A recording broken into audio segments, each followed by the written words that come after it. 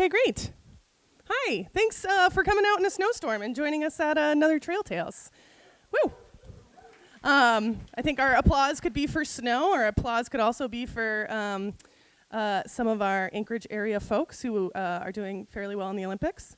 And our applause could, awesome. Our applause could be for Bike Anchorage joining us tonight on the stage. Thank you very much. Yeah, I am Haley Johnston. If this is your first Trail Tales, we're like Arctic entries, but outdoors and smaller and even friendlier. If you've been to many Trail Tales, thanks for coming back. We do this storytelling series every winter.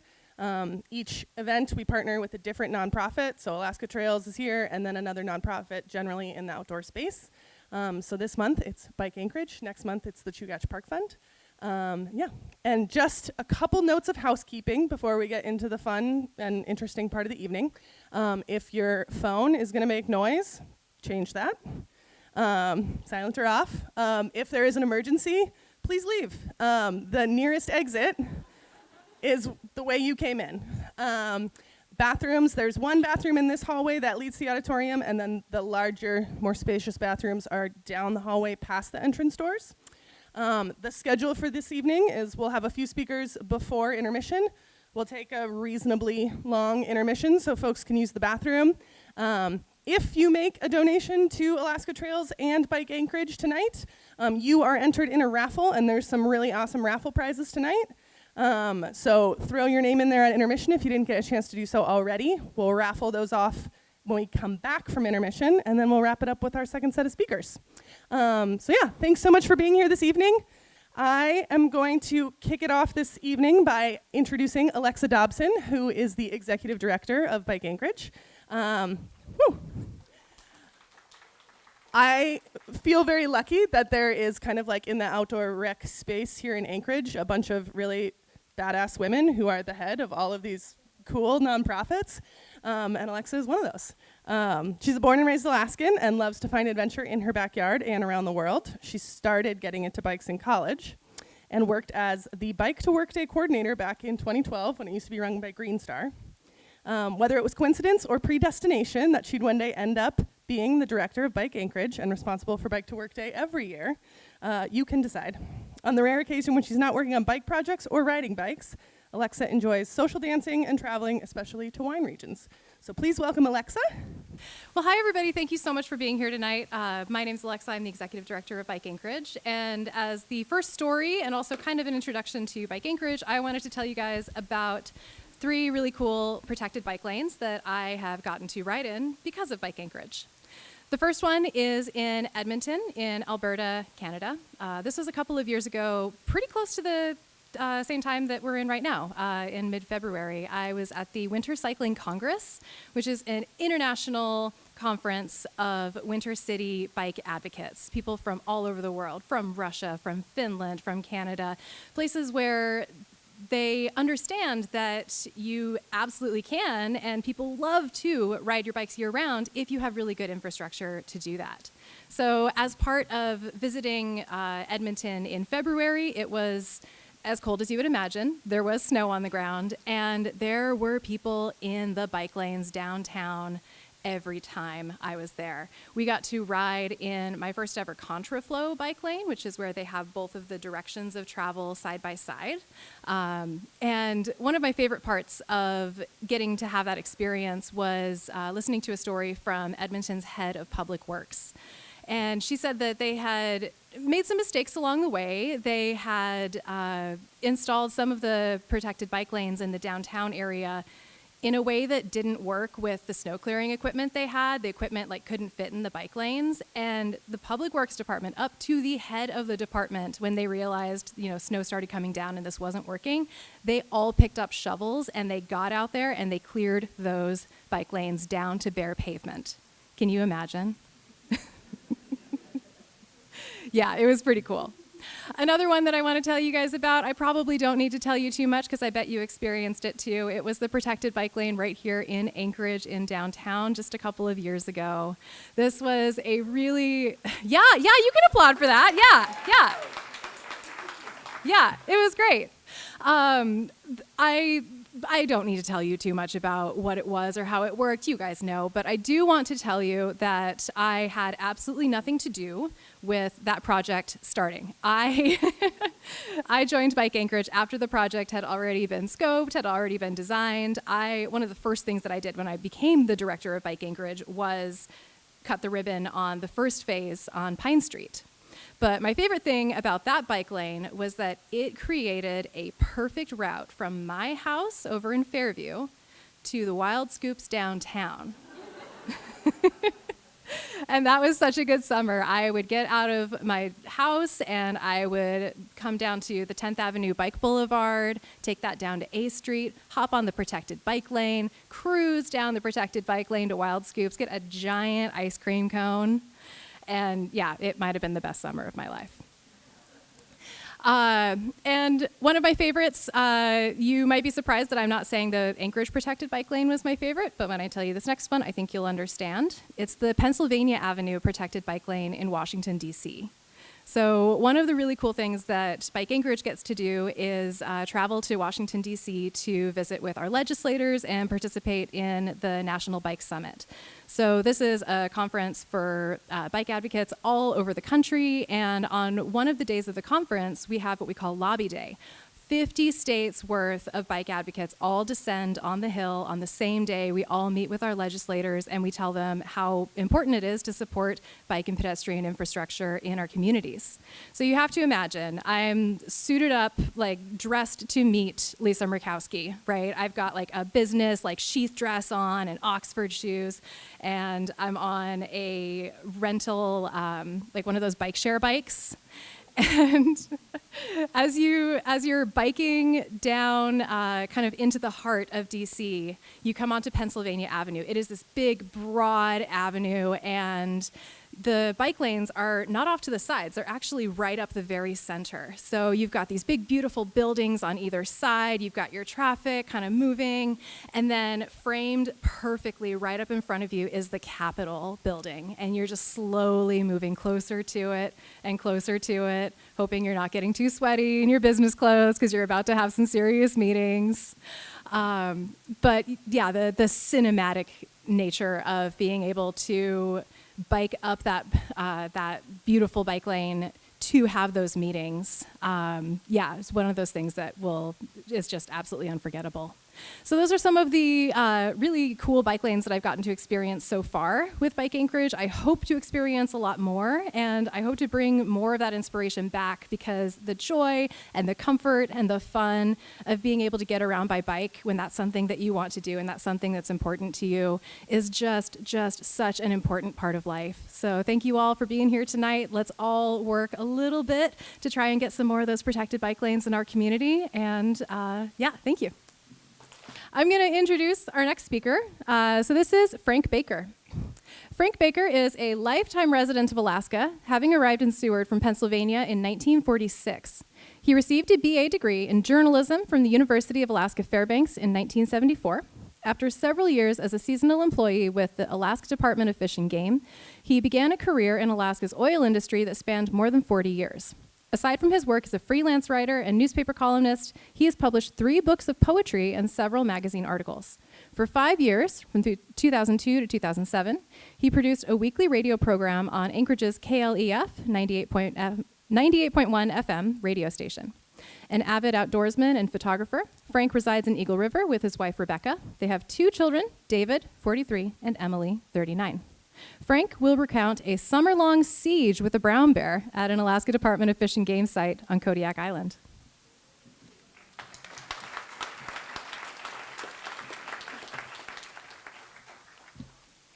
Thanks for coming out tonight. You could be home watching the Olympics on TV. Okay, so how many here have had encounters with bears? I'm in the right room. All right, so bears are probably the most unpredictable things on the earth, I think. The only thing I can think of is like a teenager in a pickup truck on the Glen Highway in a snowstorm. That was tonight. So there's a lot of different names for bears. The ones you'll see in South Central that we see are the grizzlies, and those are Ursus horribilis. Appropriate name, right? Kodiak, where I'm going to talk about, they're Ursus arctos middendorfi. But the bear that I'm going to talk about, we called him Yogi, would be classified in Ursus diabolicus. So this was like in the early 70s. This is way back when the glaciers were closer. I worked with Fish and Game down at the south end of Kodiak Island, Fraser River. It's the largest fish ladder in Alaska. They didn't put it in until 1973. Before 1951, there were no fish, no salmon in this system. So the U.S. Fish and Wildlife, federal, actually started to plant fish. They fry, smolts, and even adult. They carried them on packs with tanks up into the system and developed a pretty good man-made run. But then they realized that the fish were coming. There's a 30-foot falls, and the fish couldn't get up. So they built this fish ladder, and it's quite a structure. They're boxes on a 22-degree angle, and inside there's corrugation. There are fins. And the water column inside is almost completely calm. So the fish make it up the fish ladder with no problem. But there's a weir that was built, and it's not like a regular weir that allows fish through that you count. It's a weir that diverts the salmon into the fish ladder. Well, when you have fish, salmon, what are you going to have? Bears. So our camp was up on a hill that overlooked the fish ladder, and most of the bears were like down there. You knew where they're going to be. But this one bear, Yogi, he hadn't been to bear finishing school. He didn't know that that's where he was supposed to be. He thought he was supposed to be up where we were. So our first encounter was, I watched one of the young crew. I was the crew chief. I watched this crew go out to the outhouse. It was about 100 yards from the cabin. I was watching through the window, and he's out there. Bear comes along and sticks his head right in, and came out, walked away. I watched, and it was about, 10 seconds. He jumps out. He's coming running to the bunkhouse with his pants half down. His eyes were just huge. He says, "My God." And he said his breath was horrible. And I said, "Well, yeah, but he probably didn't like the smell either, right?" So thus it began. We called him Yogi. Thus it began. Our garbage dump was not very sophisticated. Way out there, you just have a pit. He'd get into that, so we built a screen with boards, and he'd get into that. You'd see him. He'd be all charcoal all over him. I don't know what he thought he was doing, but so we had to build a huge, really heavy, and it worked. It kind of diverted him from that. But so after that, he got into our clothesline. We had to do our wash by hand, and we'd hang it out there. And he seemed to be selective. He liked our underwear and our socks, and he'd pull that down. So, in addition to our regular duties, we were supposed to count fish at the top of the fish ladder. We were supposed to take occasional scale samples, measurements, weights, and also weir repairs, because the bears down below loved to just get into the weir. So, in addition to all that, we had to assign a guy for clothesline duty to chase the bear away. So anyway, it goes on. He got into our water hose. We had a hose that was connected to a pump that would pump water from the river up to a tank, and it would gravity feed into the bunkhouse. We got out there, and there's all kinds of teeth marks in the hose, and we didn't have any water in the tank hardly at all, So, there's Yogi marks, we called them. And then one day, we couldn't get anybody on the radio to Kodiak. We made daily radio calls to Kodiak, and we couldn't get anybody. And we went out there, and he'd torn down our antenna. So, the misdemeanors were becoming felonies. And our boss in Kodiak wasn't very happy about all the damage. So we decided to have a meeting about Yogi. And how many folks here have seen any gangster movies like Goodfellas and The Godfather? A lot of folks, okay. You know those meetings that they have where like they're sitting around and they have these kind of nuanced kind of looks at each other. They're kind of looking at each other, they're ready to make a hit, or like a whack. So we had this meeting, and we're talking about the whole thing. we could, get rid of him and bury him. Nobody would ever know. So we had this meeting, and we're a democracy, 5 guys. So we held this meeting, and we made a decision. We decided we weren't going to hurt Yogi. Because at the end of the season, we're almost done. Let him, what more can he do, So we take down the weir, button up the camp, and getting ready to fly out. Most of us are going to Kodiak. Some of us are going other places. And got up to the lake, got in the float plane, and I asked the pilot, can you take a tour down through above the camp? So he said, no problem. We went down there, circled, and the bears are down below. There's no weir now, but there's still some salmon in there. The bears are all down there. Yogi's walking around the camp. It's just like looking for something to do. And I almost felt sorry for him. But that sorriness only lasted a couple of seconds. So the only way I can end this, I guess, is to think that his progeny, because I have heard in subsequent years that people had problems with bears out there at the camp. So I was thinking about a song from Jeremiah Johnson by Tim McIntyre. And some folks think his great-great-great-great-great-grandson is out there still.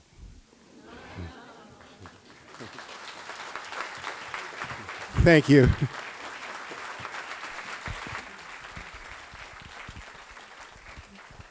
Thank you, Frank. I'm glad Yogi lived, and any story that starts with a Latin-based pun is going to be good.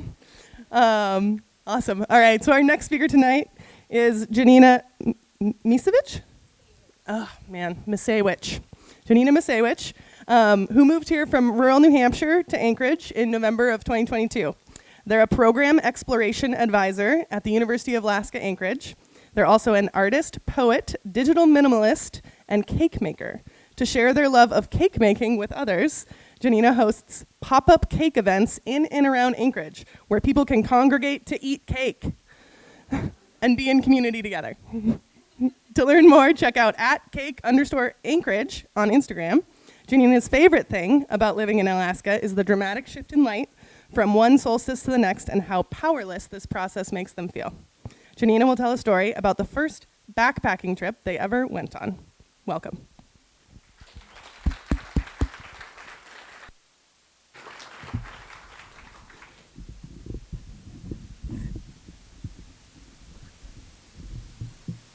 Okay. Hello. Thank you, everybody, for coming out tonight in the snowstorm. My story begins in a parking lot off the Kankamangas Highway in Lincoln, New Hampshire, and I'm getting ready to go on my first backpacking trip. I'm with my dad and my 2 older brothers, and I'm 8 years old. I just had my birthday 1 week ago, and I'm bringing my own pack on this trip. I've filled it with all the essential things that I need. So I have my sleeping bag, my pad, my headlamp, my favorite stuffed animal lion Speckles, and of course my baby blanket. And I'm stoked to be here. I've been waiting for years to go on a backpacking trip with my 2 older brothers. I was the youngest, and I always had to watch as they left and came back and had great stories, and I was never able to join them. And so now this was finally my opportunity, and I was so happy. And the weather is great. It's late April, but the conditions are good. It's New Hampshire, and so all the snow is melted from the ground.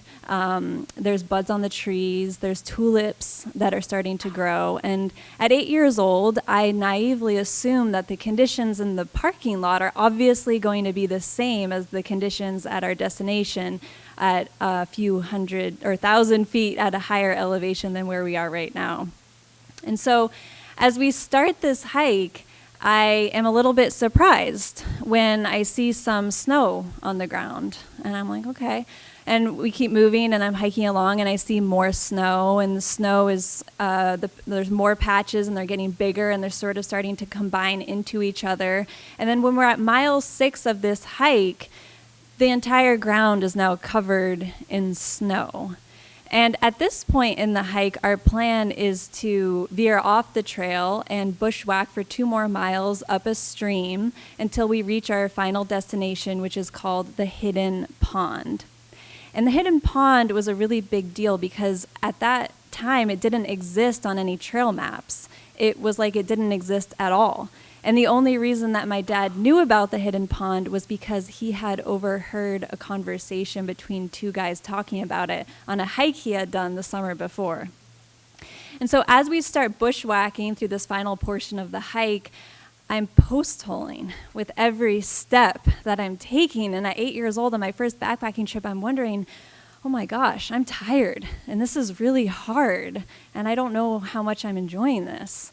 We finally crest the final hill of this part, and the Hidden Pond comes into view, and I am so excited. I come up over the hill and take in the view in front of me, and my heart, it sinks, because what I'm looking at in front of me is a vision of full-blown winter. There's multiple feet of snow on the ground, and the Hidden Pond is completely covered in ice. And so now I'm starting to feel some solid dread creeping into my body and a lot of uncertainty about the fact that we are spending 2 nights at the Hidden Pond, and I don't know if I want to do that anymore. And so we start working our way around the pond, and I'm having a hard time discerning whether I'm stepping on ice or solid ground because there's just so much snow, it's covering everything.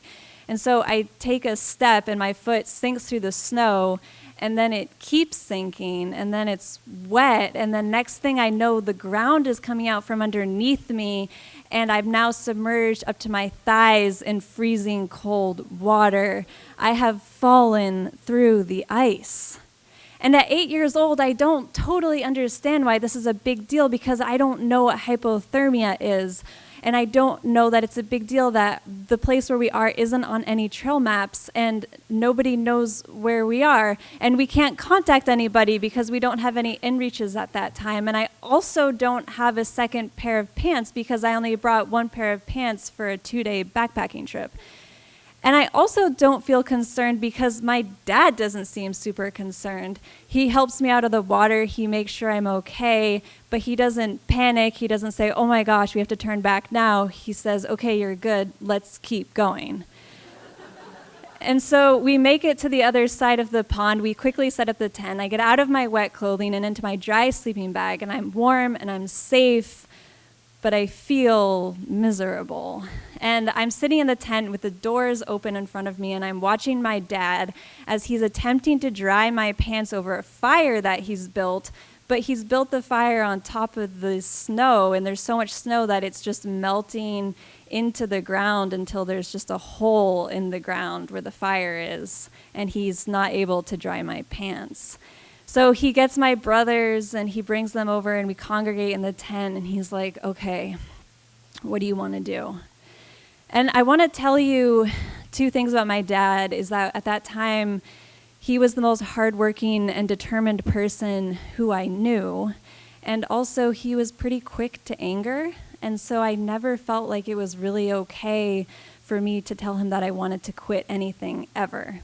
At least that's how I felt when I was 8. And so even though I wanted to go home more than anything at this point, I didn't say anything to my dad. And I looked at my brothers hoping that one of them would surely say something, but they didn't say anything either. So I ended up feeling very grateful that my dad said that he thought we should leave early. And he said that we should spend the night and head out in the morning. And I was very, very relieved to hear him say that. And so that night, my dad made us hot Jell-O that he poured into a thermos, and we passed it around and drank from that. He read us a ghost story.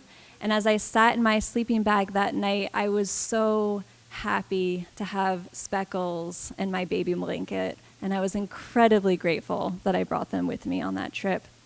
So in the morning, we get up, I put my wet pants back on because I only have 1 pair, and we hike back out to the car. And as we're driving home, I'm having a hard time acknowledging to myself how uncomfortable I feel because I don't want to admit that this was more than I could handle or that it was too much for me.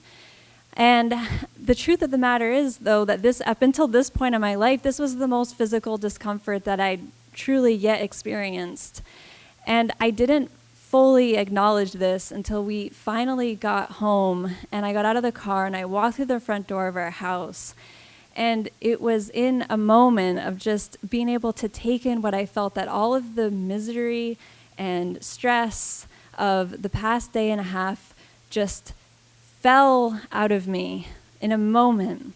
I was safe, I was warm, and it was replaced with equal parts relief, pleasure, and gratitude. And I was standing there feeling incredible, and my mom was there, and she had so much love, and she hugged me, and it felt warm, and she had made this food that smelled like the best thing I'd ever smelled in my whole life, and there were amenities everywhere. There were chairs, fire, hot water, and I thought to myself, oh my gosh, is this what type 2 fun is? Is this how I get to feel when I do activities like this? Because this was one of the best feelings that I had ever felt. And I thought, oh my gosh, I am destined to be a backpacker. And I knew at that moment that I was going to pursue backpacking at any cost, and I couldn't wait to get out and do it again. Thank you.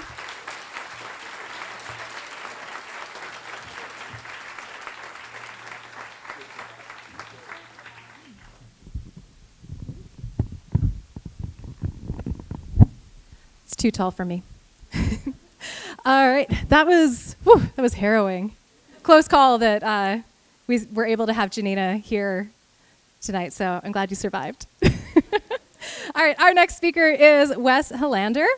Wes is the last of his family to have moved to Alaska, seeking adventure and fortune over the past 50 years. He works seasonally as a construction surveyor and uses his off time to explore the world and ski, bike, and skate in Alaska.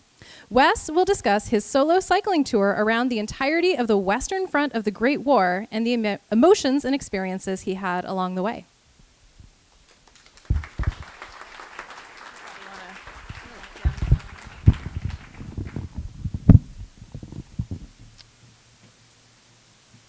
On November 11th, 2018, on the centennial of the armistice of the Great War, I watched a documentary titled They Shall Not Grow Old, which used archival footage that had been digitally upscaled from the trenches of the Western Front, as well as interviews from veteran soldiers that had been taken at the time.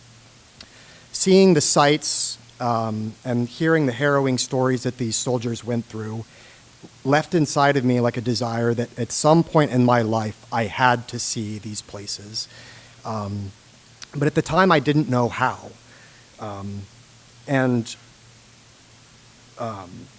So in 2020, when I moved to Alaska, I met many incredibly adventurous people, several of whom every year take a trip to Italy on their bicycles. And the Western Front, several months after the war started, had entered like the trench warfare stage, where the soldiers dug into the ground to avoid the storm of steel that raged above their heads. And this left 4 years of the remaining war where the line largely didn't move. And this created a 500-mile siege line where the soldiers were in constant contact that left the ground visibly scarred to this day with trenches, bunkers, dugouts, and artillery shell holes. So after speaking with my friends and hearing about their bikepacking experiences, I realized that this was the best way for me to see the front. So last year, I finally had the time and the means and the desire to go, and with just a few weeks of preparation, I found a route, packed my bike up, and set off for France. After a quick detour ride through the Normandy landing beaches, which are incredible, by the way, I headed off to the coast of Belgium and began my ride along the front. I traveled south along the Yser River to Ypres, where the Battle of Passchendaele took place, where hundreds of thousands of soldiers spent months and months and months in a treacherous mud where thousands and thousands of soldiers drowned by stepping off gangplanks in the mud. There I witnessed one of the most incredibly moving experiences of my life, where every night, uninterrupted since 1928, the town of Ypres celebrates a last post memorial service for the dead that they lost in the war. So I continued on south to out of Belgium and into the Somme, which was a 7-month offensive where 1.2 million men died for a gain of 25 miles. It was a very moving place. I continued further south, and I got to go to the place where the armistice was signed. I continued east through the Champagne, the Meuse-Argonne, and to Verdun, a 304-day battle where 700,000 men died and 80 million artillery shells were fired in a place the size of Anchorage. I continued my ride south to the Linge and ended it in at the Franco-Swiss border. I saw hundreds and hundreds of the most beautiful cemeteries that I have ever seen, lovingly maintained by the Belgians and the French. Dozens and dozens of memorials in every small town I went through, and some of the most incredible monuments that I have ever seen, and the most incredible museums that I've ever stepped foot into. I cried every single day along this trip at just what all of these brave young men went through.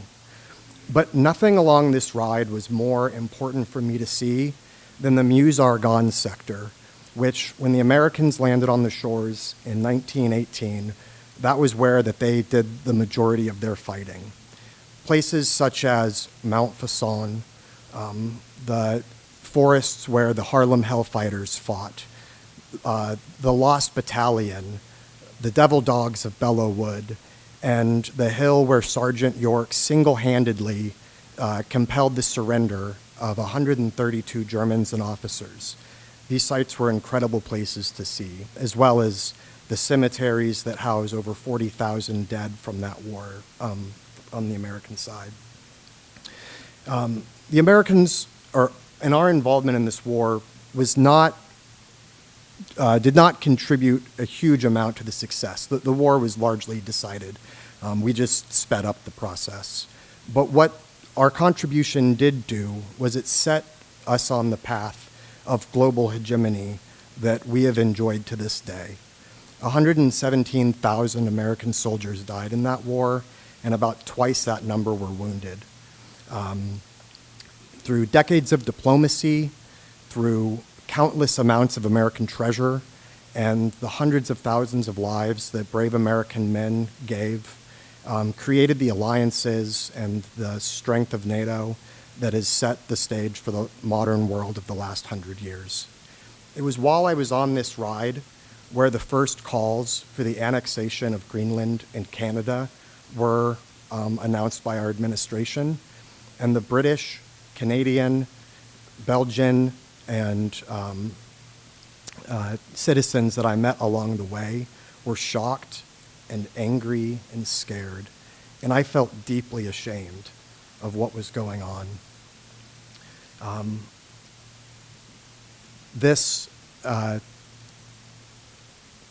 I hope that it's possible that we can repair these alliances at some point, and I hope that what it cost to build this it's far less than it cost to gain it in the first place. This trip was 7 years in the making for me.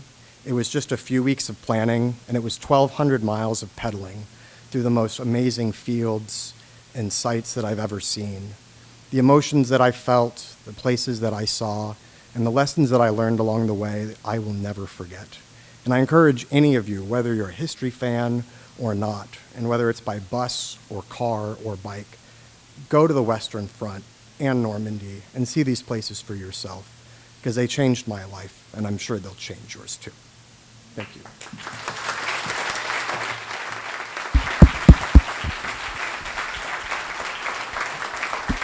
I have the privilege of introducing our next speaker. So next up on the stage, we've got Marie Francis, who grew up in Wasilla, earned a bachelor's degree in mathematics from the University of Alaska Anchorage. She's a STEM educator and works in the local recycling industry, combining her passion for education and sustainability. She also serves as secretary on the board of Bike Anchorage. In her free time, she enjoys fishing, foraging, biking, and skiing, embracing Alaska's outdoor lifestyle. Marie will be speaking about her experience interpreting omens in Goose Lake Park.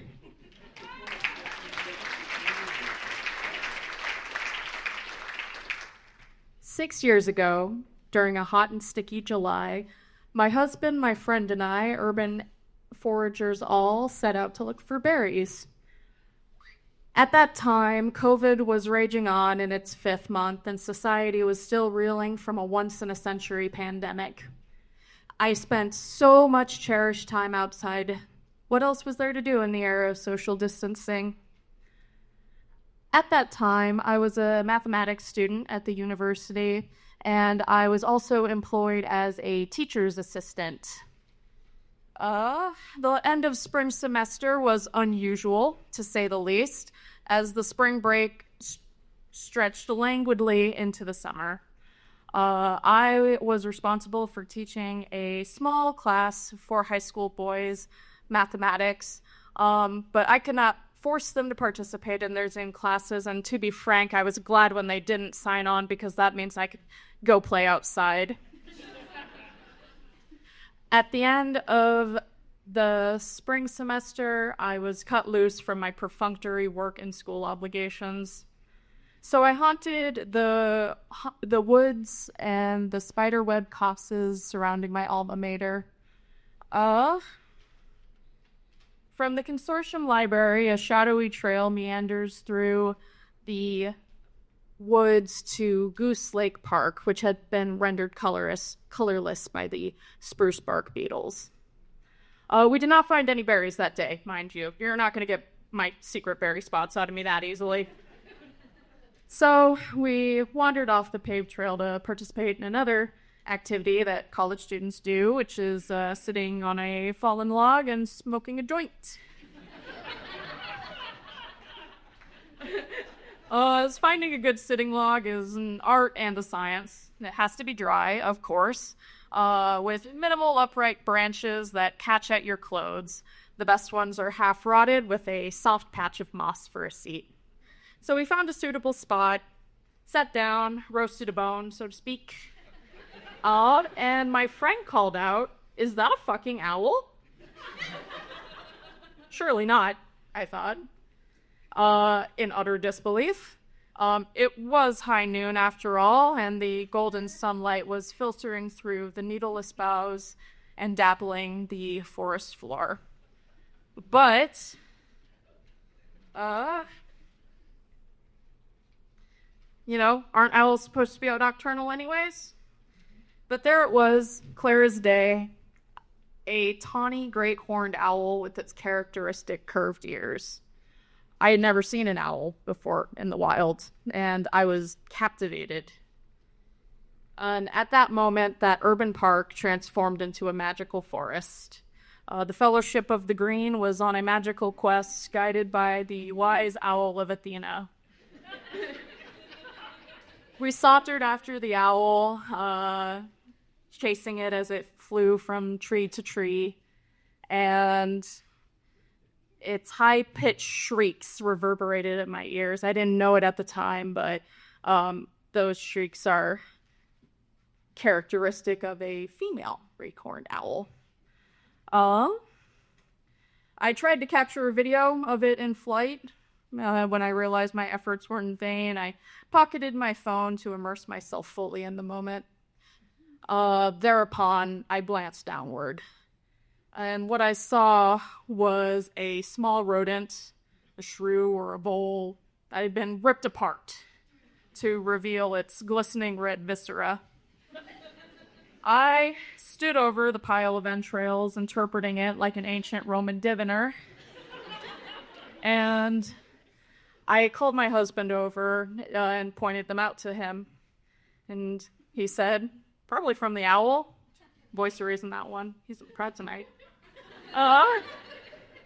And I said, that makes sense.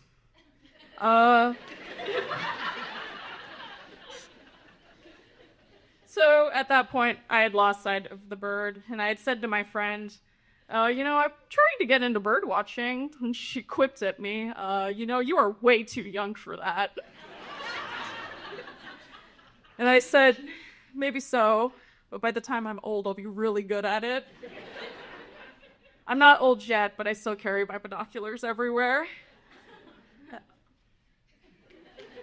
So we carried on like that. I played the part of nature guide, as I am wont to do, pointing out the various plants and their myriad uses, from medicinal to culinary to spiritual. My spiel was something like, this is cow parsnips, also known as pushki, or in Janina it is known as gais. Traditionally it was used to treat colds and the flu. It will give you blisters if you make contact with it, though, so watch out. Now, I have observed that cow parsnip and raspberries thrive in the same environmental conditions, so thought we were on the right track on our berry quest. Alas, we were not. Duh. But as we were sidestepping the pushki, my husband, he came across an intact moose skull. My God, it was huge. It was completely bare, flesh and hair, and presumably picked clean by opportunistic scavengers. And at that point, we all agreed, wordlessly, it seems, that it was time to leave, lest misfortune befall us. So we left with our empty baskets, without incident. But I'll leave you with an ancient Norse proverb. Animals die, people die, and you too will die. But the one thing that won't die is the stories of those who died. Thank you.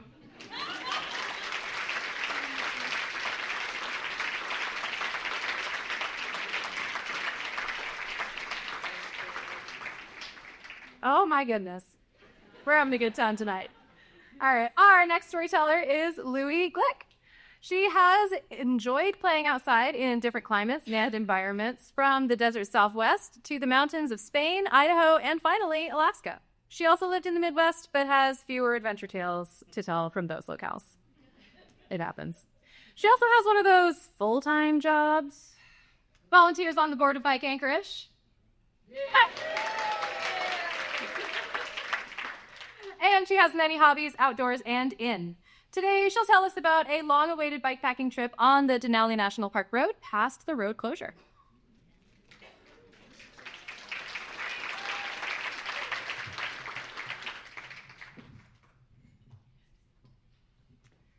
So I'm a pretty newbie bikepacker, but when I heard about the landslide on the park road, I really wanted to go bikepacking out there and be pretty much alone on the road, just cruising with no buses. So for a couple years in a row, I had this trip planned and something fell through. But last summer, I was determined this was going to happen. I got one friend fully on board, and we were looking for two more, 4 being, in my mind, the perfect number for this trip. If you get beyond that, you have to be split on 3 different buses because of a bike rack situation. And if you have less than that, well, bears. That's your foreshadowing. So we found one more person, and we're up to 3, but at the very last minute, that person also was unable to go, so we were back down to 2, but we persevered and went anyway, and on the drive up, we were giddy, so excited about the vast landscape opening up in front of us. We get to the park, find our campsite, get our bus ticket, all of that stuff, and go to the backcountry ranger station to find out what unit we can camp in. Well, the first couple ones after the detour are taken, so we pick the next open one. And the ranger tells us that at the beginning of that unit, there's an unidentified kill that a bear is feeding at. So I guess we'll go camp beyond that. The next morning, after a few bus kerfuffles, we finally get on a camper bus and we get out there and we get our bikes and packs all set and go down to the riverbed. And there we run into a few people, 2 of whom are coming back from a similar trip. And they tell us, oh, there's this bear at Stony Creek that, while it isn't aggressive, it really doesn't seem to give a frick about people. And so just kind of like watch out for that. Well, Stony Creek is at the end of our unit.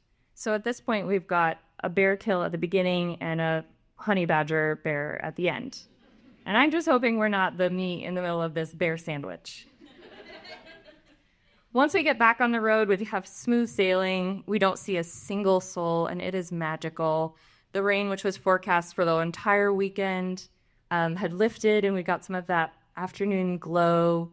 The tundra has started to turn yellow and red, and we're just enjoying the ride. And then, as we round a corner, Denali is out, which is always a spectacular sight, as I probably don't need to tell any of you.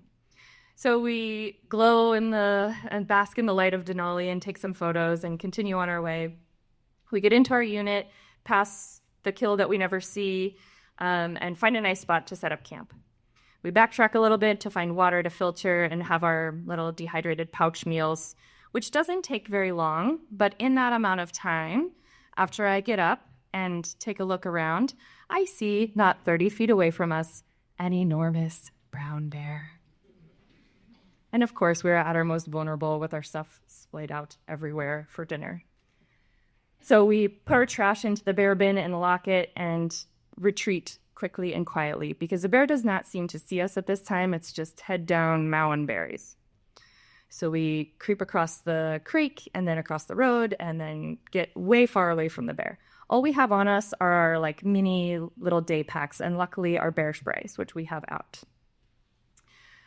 So we get a good distance away from the bear and then we just sort of watch it for a while. But it is 9 o'clock and it is late August, so it is getting dark. And at some point we decide we need to do something because what I don't want to happen is for it to get completely dark and then we wander back there with our headlamps and just hope that the bear has left and we can retrieve our bikes and our packs. So we decide to start yelling from a distance and maybe this will scare the bear away. So we do our, hey bear, and we're waving our arms and the bear turns and looks at us and then puts its head back down. And I'm like, right, well, it's not running away. It's not scared. I have determined this is the honey badger bear. But it is also not leaving. We continue to yell, and then what seems like a nonchalant just move becomes an obviously purposeful towards us movement. So the bear gets closer and closer and closer, and we are doing this kind of dance, and we're retreating, and it's getting closer. And we go up on a little rise where we can see the bear, and my friend says, I think we just need to hold our ground. It needs to figure out what we are. Okay. So we hold our ground, and the bear continues to get closer, but we have one more trick, which is that we have bear horns along. And my friend is like, should we try it? And I'm like, yeah, I don't know what else to do. We're not very big, and we're waving, but obviously not scaring the bear. So she uses the bear horn, and the bear stops briefly and then starts running towards us. Now, my friend and I have told this story to mutual friends, and she's like, well, it was kind of running at an angle. No, this bear was running towards us, okay? Terrifying. I am rethinking that magic of being alone in the national park. It finally stops, maybe 100 feet away, and then continues at a slower pace towards us. We decide to use the bear horn again, and it runs toward us again. I will never use a bear horn again. This time it stops about 50 feet from us, and it kind of continues, this time at an angle, a little bit sideways. And eventually we realize that it is kind of doing a side cut below us, and it passes us. So I think we're okay. We start retreating the other way and backtrack down the slope, across the road, across the creek to our stuff, watching the bear the whole time. But it is getting so dark that at this point, I have lost sight of the bear. All the bushes seem to be moving, and I just can't tell anymore. We grab our stuff, get back on the road, bike past our tent, hide our food, go back to the tent, and crawl in for a nice night of not sleep in my situation. My friend somehow manages to fall asleep. I don't know how. The next morning, we reassessed. We had planned to do one more day in the park and then camp basically the same spot for the second night. But given the forecasted rain and the bear encounter, and we'd already seen the mountain, we decided to just go back that day. So 12 miles back along the road, 5 miles along the detour, back on the buses, back to the park entrance. And that evening, we had dinner at Panorama Pizza and thought about our short but kind of intense trip. And I kind of reflected, like, was I glad that we had done this even with just the two of us and considering this bear encounter? Yeah, I was. Would I do it again? Yeah, I think so, but with 4 people minimum, because bears.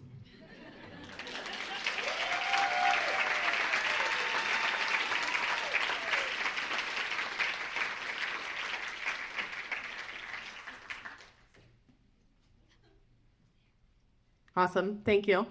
All right. Our next speaker, we've got Matt Burgoon with a fan club and a story. Matt's first outdoor adventure in Alaska was to Cain's Head, where he hiked in a downpour of rain, couldn't set up the tent, missed the tide, came back to his car to have 2 flat tires. Awesome. He was instantly hooked. He's married to Lisa, and together they go on many half-thought-out adventures in a Honda Element that mostly runs. Matt's story will be about how people experience things and how different they can be even when standing close together.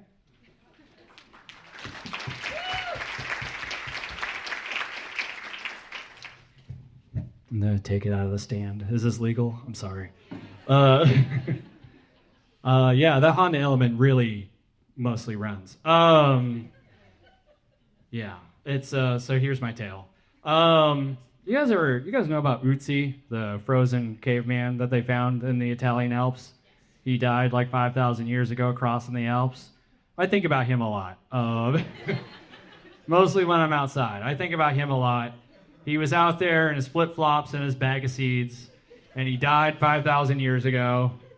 And I think about him because I feel like a lot of people are always thinking, what was he doing out there? You know, what was the point of that?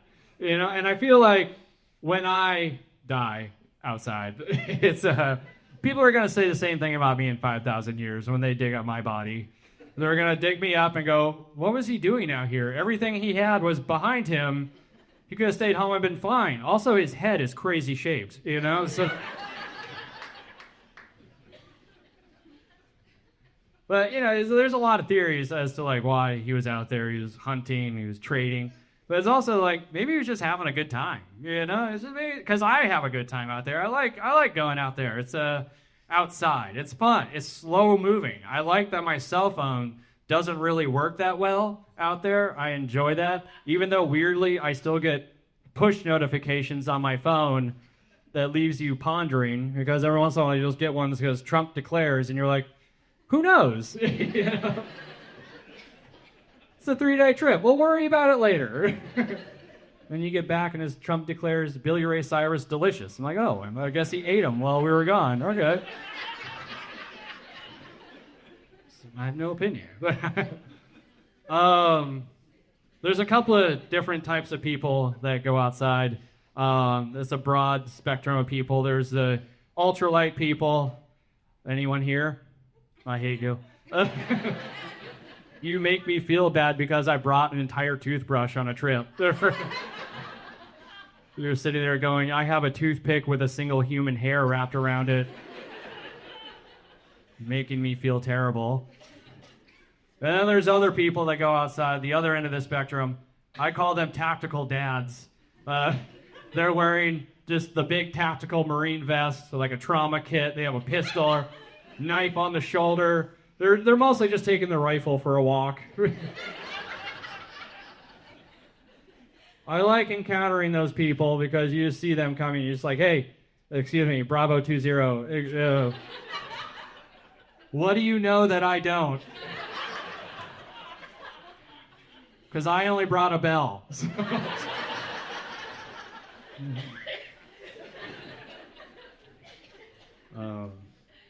But yeah, this trip I did, the trip I want to talk about is I did the Bomber Traverse. You guys know about the Bomber Traverse?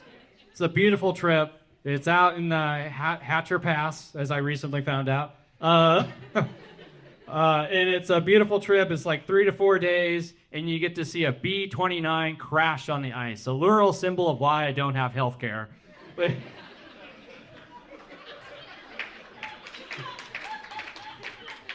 Beautiful. And this had been on my bucket list for years, but I was always told you got to go with somebody that's been out there so you don't die. I'm like, okay, good point. And so one day, my good friend, and I'm going to make up a name here. Her name is, let's just call her Alana. And she lives at 4230 Choke Cherry Street. And her cell phone number, she asked us if we wanted to do the Bomber Traverse. And I was like, absolutely, I do. And it was extra special because Alana was bringing her brand new boyfriend, we'll call him Mark, on this trip. And this is going to be their first big getaway together. And so my wife and I were like, we're going on their we're helping love blossom. This is incredible. We're going to be a couple of love doulas. And my wife was like, stop talking. And so the trip is going fine. We're all hiking out. We're having a great time. Mark and Alana are about 200 yards ahead of us at all times because some of you should know about Mark and Alana is they are the most in shape a person can be. It's like if a Legolas was dating another Legolas. I am Samwise. I will get to the end, but it's going to take 3 movies to get there. Mark and Alana are 7 feet tall Olympians and incredibly beautiful. And they're just ahead of us the whole time. But we're in the back. We're like, oh my God, they're falling in love. Isn't this great, you know? And we're having a good time. And things didn't... I'd say the first inkling that maybe I was out of my depth on this trip was when I encountered a rope. You never want to encounter a rope when you don't expect a rope. We're up at the old backdoor pass. And I didn't name it. I saw a rope. I was like, what's that? Not really prepared for that. My research didn't show a rope. Which, to be fair, my research was a TikTok video, so... But Alana and Mark made it down, and so Lisa and I were both struggling to make it down. I stupidly had my 50-pound backpack on me. I was just hanging like a cat, just going, hang in there. Lisa has just fully thrown her backpack off the cliff face. That old mountaineering trick. But I'm just yelling, be careful, the whole time. And 200 yards in front of us, we see our beautiful friends, Mark and Alana, having the time of their lives, holding hands and just sledding down the glacier. It looked like an ad for new deodorant. It was so beautiful.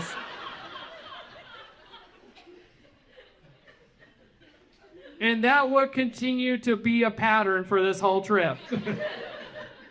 At one point, I somehow took a wrong turn, which is crazy to do in a valley. I took a wrong turn, and we ended up bouldering over this huge hill for like 2 hours. At one point, I fell on the boulders, and there was just a rock coming straight over my face, and I caught myself in a perfect plank position. I've never done a push-up since then because I did a perfect one. I don't want to try to top it. It was so dangerous. We were lost. And then in the distance, we see our 2 incredibly beautiful friends have made it to the bomber hut, and you can see them in the window. It looks so warm in there. And they're drinking tea, and they're doing the thing where the wedding thing where they're wrapping their arms around and drinking. And you just see that, you're like, we're making it to the hut tonight. Love cannot win anymore. And we just kept on going like that. We finally were going up the final pass to get to the last hurdle, and we were so tired. Lisa's like, there's the bomber. Do you want to see? It's like, no, that's garbage in my eye. That I'm going to petition the government to get out here and clean this up so no one is tricked like I am. And we're climbing up. There's another rope. There's 2 ropes on this trip. Double trouble. And we're so tired. I'm climbing up this second rope to get over this last pass. Lisa's behind me, and I just hear her going, Matt, whatever happens, I love you. And I'm so tired. I go, sick, dude. And it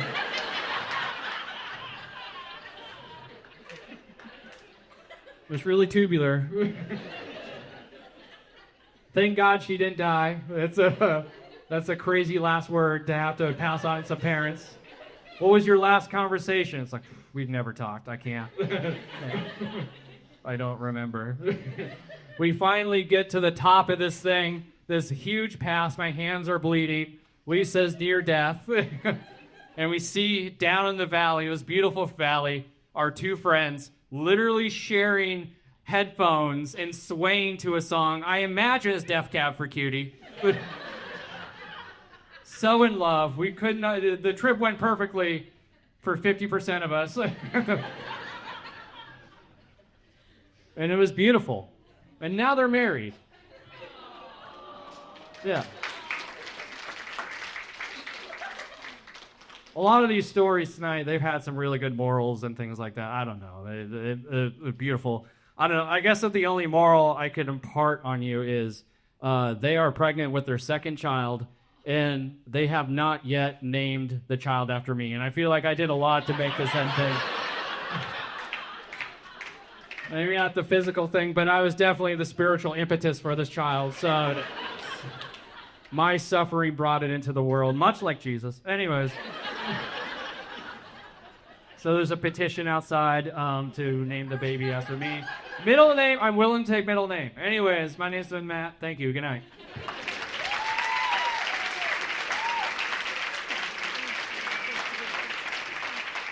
May everyone have safe and reasonable animal encounters for all of 2026. Be they bears or moose or whatever. Let's give one more round of applause for Bike Anchorage. And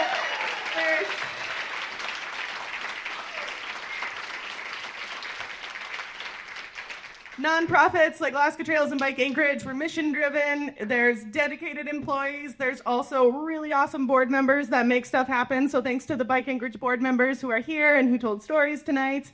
Nonprofits like ours wouldn't happen without volunteers, board members, staff, and all the members and donors that support them.